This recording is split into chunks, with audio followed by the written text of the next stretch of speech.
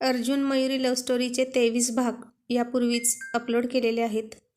कृपया ते ऐकण्यासाठी आपल्या चॅनलला भेट द्यावी. भूतकाळातील आठवणींनी मयुरी भावूक झाली होती. त्याने तिला मिठीत घेऊन समजावलं, पण मॅडम खूप हट्टी. रडायचं थांबतच नव्हत्या. कारण फक्त एकच, मी सुरुवातीला चुकीचं वागले. लाजाळूचं झाड लाजायला लागलं की नुसतं लाजत राहतं आणि रडायला लागलं की नुसतंच रडत राहतं, असं तो मनात म्हणत होता. अहो, डब्यात आज कोणती भाजी देऊ? ती थोड्या वेळानं म्हणाली. अर्जुन तिला चिडवण्यासाठी म्हणाला, कोणतीही दे, तुझ्या सगळ्या भाज्या वाईटच असतात, असं म्हणून एकटाच तो हसायला लागला. मयुरी मात्र चिडली. हो का? ठीक आहे, वाईट असतात का माझ्या भाज्या? मग तर आज कारलंच देते. चालेल, एक वेळ कारलं त्याचा कडूपणा सोडून देईल, पण तुझा मूड काही बदलणार नाही. आणि मयुरीला समजलं की तो असं का चिडवत होता. तिचा मूड बदलावा म्हणून, ती हसावी म्हणून स्वारींची ही सगळी धडपड सुरू होती. आणि अर्जुनने मोबाईल बघितला. तसा त्याच्या एका मित्राचे खूप मिस कॉल त्याला दिसले. प्रीतीच्या घरून रात्री खूप उशिरा ते आले होते, त्यामुळे मोबाईलकडे त्याचं लक्षच नव्हतं. त्यानं परत त्याला फोन लावला. काय रे अभ्या, काय म्हणतोस? अर्जुन, तू तर आम्हाला विसरूनच गेलास. एकदाही फोन करत नाही स्वतःहून, आणि आम्ही केला तर उचलत नाही. रात्री किती कॉल केले रे तुला? फोन नंबर तरी सेव्ह आहे का? का तोही डिलीट करून टाकलास? पूर्वीसारखा भेटायलाही येत नाहीस? अभिजित अर्जुनला बोलूच देत नव्हता. अभिजित, अर्जुनचा मित्र, त्याला खूप शिव्या घालत होता. अर्जुनच्या अनेक मित्रांपैकी तो एक चांगला मित्र होता. सॉरी यार अभ्या, पण काय करू, तुझी वहिनी मला सोडतच नाही. सारखी तिच्या पदराला बांधून ठेवते आणि 7च्या आत घरात असा नियम करून टाकला आहे तिनं. आणि तू रात्रीच्या वेळेला कसले फोन करतोस रे? रात्री तुला कामं नसतील, पण आम्हाला असतात ना.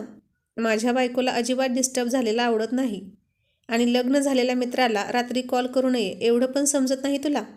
आणि अभिजित खूप मोठ्याने हसायला लागला. अर्जुन, तुझा फाजीलपणा अजून गेला नाही का? लग्न झालं तरी? अरे जातोय कुठला, उलट लग्न झाल्यापासून आणखीनच वाढला आहे, असा तो मयुरीकडे बघून गालातल्या गालात हसत तिला डोळा मारत बोलत होता. निर्लज्ज झालेत नुसते.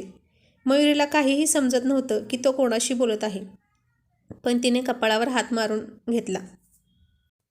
काय करावं यांचं समजतच नाही. स्वारी कुठेही सुरू होते. काही ताळतंत्र राहिल्या नाही यांच्या वागण्याला. वहिनी कशा आहेत रे स्वभावाने? एकदम कडक. मला सगळं खाली मान घालूनच ऐकावं लागतं, नाहीतर लगेच डब्यात बेचव भाजी मिळते आणि सगळ्याच गोष्टींचे वांदे होतात. ती चिडली की मला तर उपासच घडतो, असाही आणि तसाही, असं अर्जुन मयुरीच्या तोंडाजवळ तोंड नीट चावटपणे म्हणाला. आणि तिने त्याला चिमटा काढला. तसा आ करून मोठ्याने ओरडत म्हणाला, बघितलंस, असे चिमटे काढत असते सारखी. मयुरीला तर आता काय करावं हे सुचत नव्हतं. त्याचा चावटपणा संपता संपेना. चिडलेल्या मयुरीला तो अजूनच चिडवत होता. अर्जुन, तसाही उपास म्हणजे कसा रे? अभिजितने विचारलं. आणि आता सगळं काही मोबाईलवर नाही सांगत, भेटल्यावर बोलायला राहू दे की. आता जर तुझ्याशी असं काही बोललो तर माझं अंग लाल होऊन सुजून जाईल चिमट्यांनी. मी घाबरतो बाबा बायकोला. चल चल, काहीही फेकू नकोस हां. तुला काय मी आज ओळखतो का? म्हणे बायको पदराला बांधून ठेवते, तिला घाबरतो, सगळं ऐकावं लागतं तिचं. तुझ्या मर्जीशिवाय तुला कोणीच बांधून ठेवू शकत नाही. तूच अडकला असशील वहिनींमध्ये, गुंतला असतील त्यांच्यात. मला काही माहीत नाही का? आणि असं म्हणून दोघेही हसायला लागले. आणि खरंच हे खरं होतं. अर्जुनचा मित्र त्याला बरोबर ओळखत होता. अर्जुनकडून त्याच्या मनाविरुद्ध एखादी गोष्ट करून घेणं म्हणजे महादिव्य. एखादी गोष्ट नाही आवडली तर तो तिच्याकडे अजिबात पाहणार नाही, अगदी कितीही काहीही झालं तरी. मग ती गोष्ट कितीही मौल्यवान असो किंवा सुंदर असो, पण त्याच्या नजरेत तिची किंमत शून्यच असायची.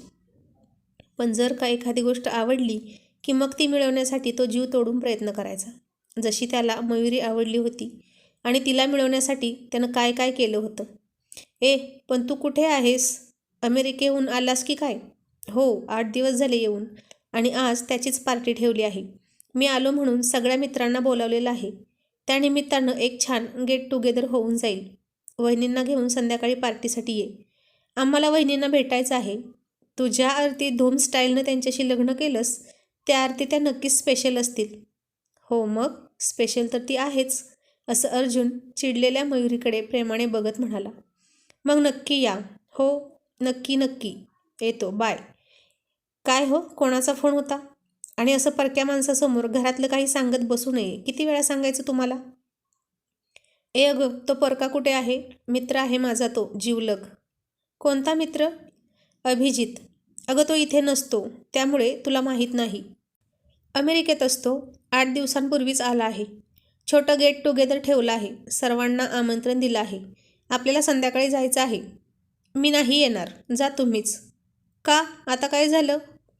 किती काय काय बोललात तुम्ही माझ्याबद्दल त्यांच्याशी. काय विचार करत असतील ते माझ्याबद्दल? अगं गंमत केली गं. आणि मित्रासोबत गंमत नाही करायची तर कोणाशी? मग मला कशाला मध्ये घेतलं दोघांच्या गप्पांमध्ये? आता मी नाही येणार. तुला यावंच लागेल. नाही म्हणजे नाही. तू येणार आहेस मयू. मी म्हटलं ना मी नाही येणार. तुम्ही एकटेच जा. तरीही अर्जुनराव म्हणाले, संध्याकाळी छानशी साडी घालून तयार राहा. मी आलो की आपण लगेच निघूया. तशी ती जास्त चिडून म्हणाली, तुम्हाला ऐकू येत नाही का? मी नाही येणार म्हटलं ना. आणि अर्जुनने खट्याळपणा करत तिला पटकन किस केला आणि तू हा कर या ना कर, तू हा कर या ना कर, तू है मेरी किरण, तू है मेरी किरण, असं गाणं म्हणतच फॅक्टरीत निघून गेला. आणि मयुरी गालातल्या गालात हसत मनातच म्हणाली, मी नाहीच येणार. पण बघू कधीपर्यंत टिकतोय राग, त्यावर डिपेंड आहे. कारण अर्जुनवरती जास्त काळ रागावणं तिला या जन्मात तरी शक्य नव्हतं. ती कामं आवरत होती आणि त्याने तिला मेसेज केला. एक चावट विनोद पाठवला. त्याखाली तू नक्की येणार आहेस असं लिहून त्याच्या खाली हार्ट पाठवले. ते पाहून ती हसली. मग त्याने तिला फोन केला. ए मयू, अशी प्रेमाने साद घालून म्हणाला, आज ना छान साडी घालून तयार राहा. सगळे तुझ्याकडे बघत राहतील. इतकी सुंदर दिसली पाहिजे माझी बायको. संध्याकाळी मी आलो की आपण लगेच निघूया. ईश्य, ती लाजत म्हणाली. सगळ्यांनी कशाला बघायला हवं? तुम्ही बघितले की पुरे. आणि तो गालातल्या गालात विलोभनीय गोड हसला. तिचा राग कुठं पळाला तिलाच कळत नव्हतं. तिला त्याच्यासाठीच नटायला सजायला आवडायचं. त्याला आवडतं तसं आणि त्याला आवडतं म्हणून. दुपारी गॅसवर दूध तापायला ठेवून मयुरी बागेत काम करत होती आणि अचानक तासाभराने तिला दूध आठवलं आणि धावतच जाऊन तिनं गरम पातेल्याला हात लावला. झालं. तिच्या दोन्ही हाताला चांगलंच भाजलं होतं. तिला खूप वेदना होत होत्या. हातात काही धरताही येईना, अगदी मोबाईलसुद्धा. दोन्ही हाताची अंगठा सोडून बाकीची 4 बोटं चांगलीच होरपळली होती. कसाबसा त्याला फोन लावून तिने त्याला क्रीम आणायला सांगितली. आता काय करून बसलीस? आणि तिने सगळा किस्सा सांगितला. मग अर्जुन लवकर घरी आला. त्यानं पाहिलं तर दुधाचं पातेलं काळं आणि हिचे हात लाल झाले होते. खरंच तिच्या दोन्ही हाताला खूप भाजलं होतं. त्यानं तिच्या हाताला क्रीम लावली आणि हळूच तिच्या हातावर मायेनं फुंकर घातली आणि तिला खूप बरं वाटत होतं.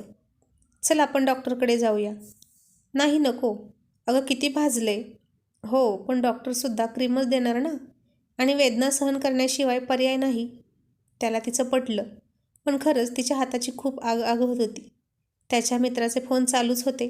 निघालास का? कुठे आहेस? अजून पोहोचला की नाही? पण अर्जुनला मात्र पार्टीत जायची अजिबात इच्छा उरली नव्हती. त्याची नाजूक बायको वेदनेने कळवळत होती आणि तो कासावीस झाला होता. त्यानं दोघांसाठी चहा केला. एकाच कपातून दोघेही चहा पित होते. त्याच्या चेहऱ्यावरची काळजी पाहून मयुरी खूप हळवी झाली होती आणि दारावरची बेल वाजली. अर्जुनने दार उघडलं तर दारात तीच ती बाई, वांझोटं प्रेम असा मयुरीला टोमणा मारलेली. तिला पाहून अर्जुनचं डोकं फिरलं. आधीच मयुरीला भाजलं, त्याच्यामुळे तो अस्वस्थ होता आणि त्यात हे असे नको असलेले चेहरे त्याच्यासमोर आले की तो खूप चिडायचा. त्या बाईला वाटलं की अर्जुन अजून घरी आला नसेल, म्हणून ती मयुरीकडे आली होती. पण अर्जुन आज लवकरच घरी आला होता हे तिला माहीत नव्हतं. आणि तिचा आवाज ऐकून मयुरी मात्र आतून थोडी घाबरली होती. आता अर्जुनराव तिची काय फिरकी घेतील कोणास ठाऊक. आधीच स्वारींचा मूड गेला होता. काय काम आहे? अर्जुनने एक भुवई उंचावून चिडक्या स्वरात विचारलं. अरे अर्जुन, तू इथे कसा काय? त्या बाईनं कसनूसं हसत विचारलं. अर्जुन घरी असला की ती मयुरीकडे येतच नव्हती, कारण अर्जुन तिची फजिती करतो म्हणून. तुम्हाला वाचता येतं? अर्जुन म्हणाला. हो मग, BA पास आहे मी, ती अभिमानानं म्हणाली. तरी अक्कल नाही, अर्जुन हळूच चिडून म्हणाला. त्याने त्या बाईला बोटाने खून करत दरवाजावरची पाटी वाचायला सांगितली. कोणाचं नाव आहे? अर्जुन दिगंबर कामत, ती म्हणाली. म्हणजे कोण? अर्जुनने थोडंसं चिडून विचारलं. अरे असं काय करतोस? अर्जुन दिगंबर कामत म्हणजे तूच ना? मग माझं घर आहे म्हटल्यावर मी माझ्या घरात असणारच ना? तुमच्यासारखा नाही मी, स्वतःच्या घरात कमी आणि दुसऱ्याच्या घरात जास्त दिसायला. तुम्ही माझ्या घरी येऊन मलाच विचारत आहात की तू इथे काय करतोय?